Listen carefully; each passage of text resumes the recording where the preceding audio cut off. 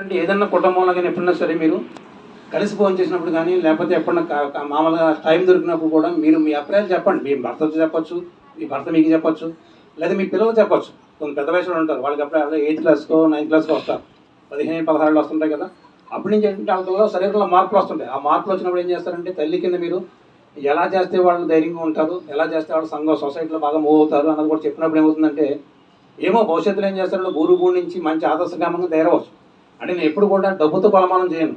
చాలామంది ఏం చేస్తారంటే ఆ ఊళ్ళో చాలా డబ్బు ఉన్న వాళ్ళు ఉంటారు. డబ్బు అన్నది ఒక పార్ట్, అది డబ్బు అన్నది కావాలి, కానీ విలువలు అన్నది చాలా ఇంపార్టెంట్. అంటే విలువలు అంటే మన సంసారాన్ని కుటుంబాన్ని ఎలా పోషించుకోవాలి, లేదా కుటుంబ సభ్యులతో ఎలా మెలగాలి, లేకపోతే పిల్లలకి ఎలాగా ఆరోగ్యం గురించి చెప్పాలి, లేకపోతే ఏదైనా చిన్న చిన్న సమస్యలు వచ్చినప్పుడు వాళ్ళు ఎలా తట్టుకోగలగాలి, అంటే ధైర్యంగా ఎలా ఉండగలగాలి, ఇదే పెద్ద తోడ్పడడం. అంటే మనం ఏంటంటే మనం చాలామంది ఏమంటామంటే మహాత్మాలు ఒక్కలేదు, మన గాంధీ గారిలాగా మదర్ తెరిసేలాగా ఒక్కల మనిషి కింద మారమంటున్నాను అంతే. మనిషి కింద ఏంటంటే పక్కవాడికి ఏదైనా ఆపద వచ్చినప్పుడు సహాయం చేయడం కానీ, లేదా మీ చుట్టాల్లో కానీ మీ బంధువుల్లో కానీ ఎవరికైనా ఇబ్బంది వచ్చినప్పుడు మాట సాయం. ఒకసారి మీరు ₹1,00,000 ఇవ్వకలా, ఆ టైంలో మీరు మాట సాయం చేసినప్పుడు వాళ్ళకి పెద్ద కొండంత బలం వస్తుందన్నమాట, ఏనుగు బలం అన్నది వస్తుంది.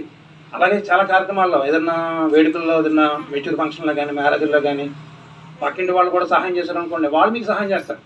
అది ఎప్పుడు ఉన్నదే కదా.